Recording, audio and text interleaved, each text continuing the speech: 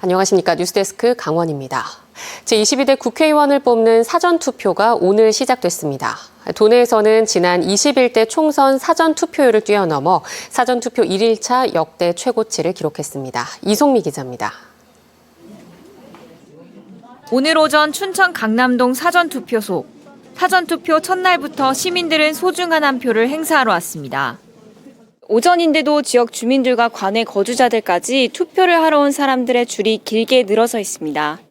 군 장병부터 머리가 희끗한 90대 어르신까지 모두 한마음으로 투표소를 찾았습니다. 고물가와 경기 침체 속에서 상황이 나아지길 바라는 마음만큼 투표소의 열기도 어느 때보다 높았습니다. 나라 굉장히 어려운 것 같아서 나라도 한패해서 제대로 된 나라 만들어 보고 싶어서 투표했어요. 꼭 해야 되겠더라고요, 이번에. 칭찬하거나 그럴 때도 약간 투표를 해야지 그래도 뭔가 나라에 대해서 할 말 있지 않을까 해서. 오늘 강원도의 사전투표율은 17.69%. 지난 2020년 21대 총선 동시간대 투표율보다 3.81%포인트 높고 2022년에 치러진 20대 대선 때보다 2.21%포인트 낮았습니다. 지역별로 보면 평창군이 가장 높고 영월군이 뒤를 이었습니다. 가장 낮은 곳은 철원군이고 원주시도 상대적으로 낮았습니다. 이번 총선에서 강원도 선거인 수는 133만 1000명으로 지난 총선 때보다 8,000명가량 늘었습니다. 특히 이번 총선 기간에는 부정선거 방지를 위해 모든 사전투표지 보관소가 실시간으로 중계됩니다. 강원도 선관위에서 누구든지 24시간 투표소 사전투표함을 볼 수 있습니다. 또 최근 투표소 40여 곳에 설치돼 논란이 된 불법 카메라 관리도 강화합니다.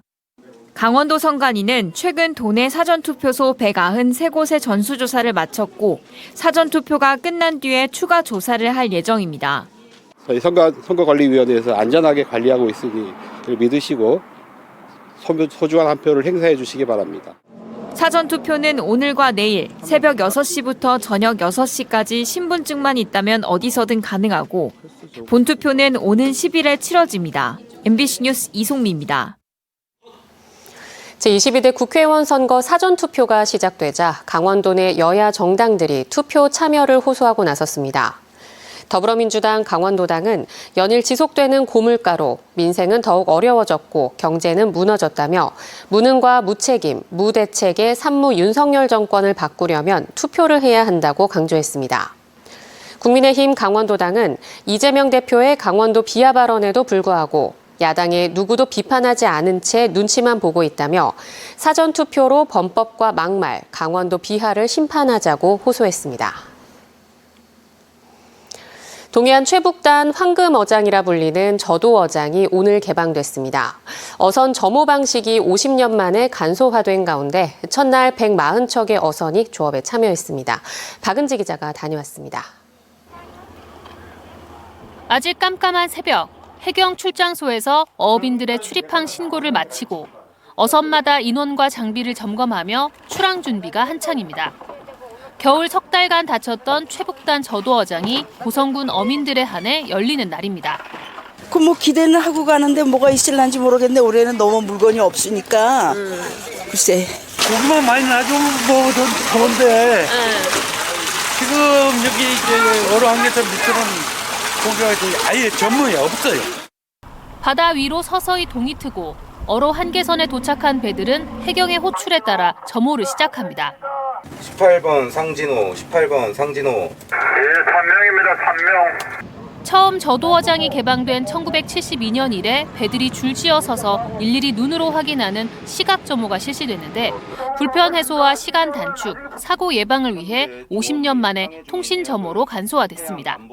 통신기를 통해서 이제 어선들의 이제 점호를 하는 방식으로 바뀌었습니다.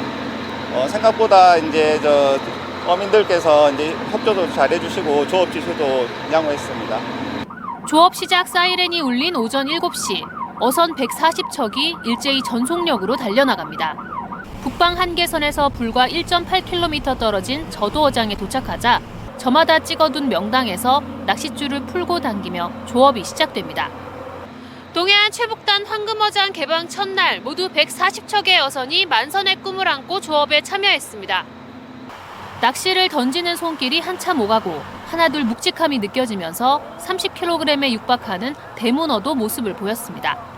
그러나 조업을 마치고 돌아온 어선들은 저마다 수확물을 꺼내놓으며 황금어장의 자원량도 예전만 못하다고 입을 모읍니다.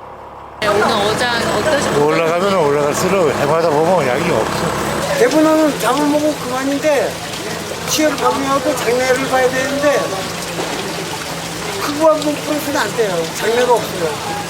동해 저도어장은 해마다 4월부터 12월 말까지 9개월간 개방되는데 날씨 영향 등으로 실제 조업하는 날은 160일 전후입니다. 북한의 계속된 미사일 도발 등으로 긴장을 늦출 수 없는 가운데 해경과 해군, 강원도는 동해 최북단 어업인들의 안전조업 관리에 만전을 기할 예정입니다. MBC 뉴스 박은지입니다. 2018 겨울올림픽 특구로 지정됐던 정동진의 복합관광단지 건설 사업이 10년째 첫 삽도 못 뜨고 있습니다.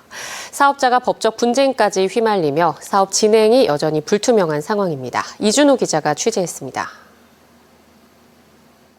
강릉 정동진 바다 주변 50여만 제곱미터 면적의 야산입니다. 2018년 겨울올림픽 특별구역 개발 사업 부지로 지정된 땅입니다. 강원도는 당초 이곳을 중국 관광객 등을 겨냥한 복합관광단지로 조성할 계획이었습니다. 호텔과 콘도 등 700여 실을 마련한 차이나 드림시티를 만들어서 올림픽 손님도 받고 강릉 남부권의 관광시설도 늘린다는 겁니다. 강원도가 계획을 세우고 민간 사업자와 개발을 위한 업무 협약을 맺은 건 지난 2014년. 2016년에는 사업 계획을 승인받았습니다. 그런데 협약 체결 10년이 지난 지금까지도 첫 삽조차 뜨지 못해 사업은 사실상 멈춰 있습니다. 사업 부지는 이렇게 방수포가 덮여 있고 암석들이 널브러져 있는 등 제대로 된 착공을 하지 못해 방치된 모습입니다. 이번 사업으로 정동진 일대에 큰 변화를 기대하던 주민들은 답답하기만 합니다. 안 된다. 되면 어느 시점 가고 이렇게 된다. 뭐 이렇게 확답 100%는 아니어도 어느 정도 일관된 신빙성 있는 얘기가 나왔으면 좋겠는데.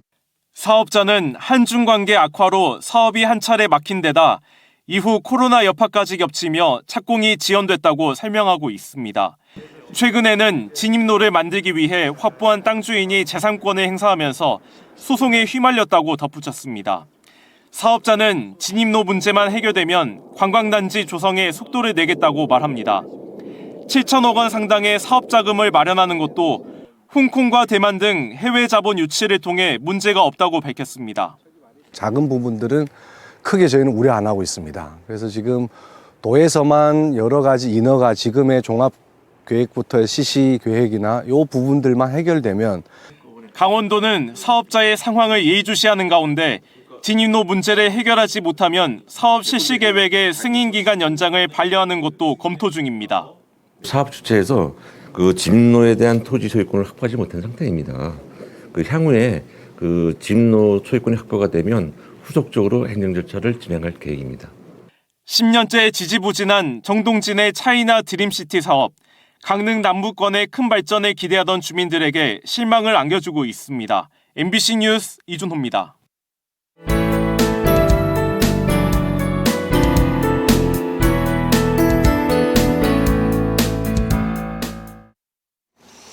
소백산 동쪽인 경북 영주의 마구령 터널이 첫 삽을 뜬 지 무려 8년 만에 임시 개통됐습니다.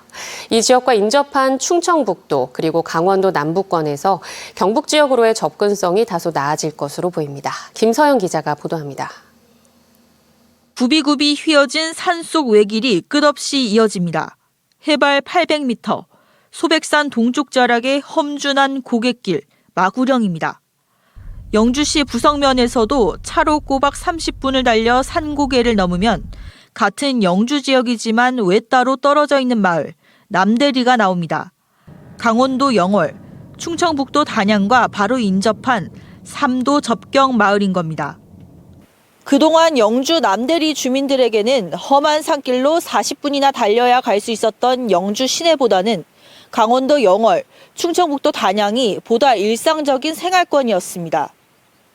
영주 시내로 가는 길도 위험하고 눈비가 오면 고갯길이 폐쇄되기 일쑤였던 터라 마구령을 관통하는 터널 건설이 남대리의 수건 사업일 수밖에 없었습니다. 그런데 최근 소백산맥을 직선으로 관통하는 3km 길이의 마구령 터널이 임시 개통됐습니다. 지난 2016년 첫 삽을 뜬 지 8년 만입니다. 영주 단산면과 부석면을 잇는 도로 선형 개량 사업을 포함해 모두 10.5km 구간에 1,200억 원이 넘는 국도비가 투입됐습니다. 남대리에서 영주 시내까지 가는 데 걸리는 시간도 70분에서 40분으로 대폭 줄었습니다. 진짜 이 뚫렸다는 게 진짜 제 마음이 확 뚫리는 그런 기분이었어요. 짜장면이라도 한 그릇 먹으려면은 강원도나 충청도로 가서 먹어야 되니까. 이제 앞으로 가까운데 이제 우리 영주로 나가서 이제 식사도 해야 되고. 남대리와 붙어 있는 강원도 영월군 주민들도 새 터널을 통해 강원도로 오는 남부지방 관광객이 늘어날 것이라며 개통 소식을 반겼습니다. 제가 여기 살면서는 부석장애를 많이 봤거든요.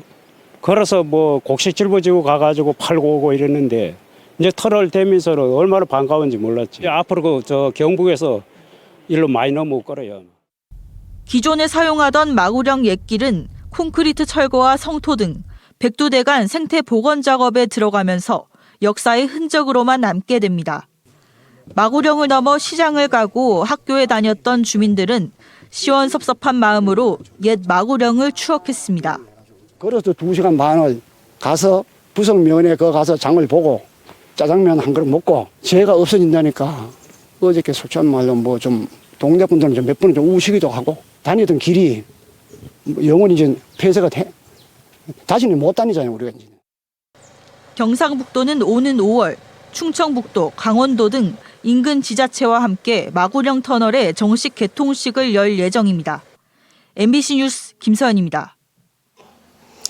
어제 강릉에서 8살 남자 어린이가 숨진 채 발견된 가운데 원주 국립과학수사연구원에서 진행한 1차 부검 소견이 나왔습니다.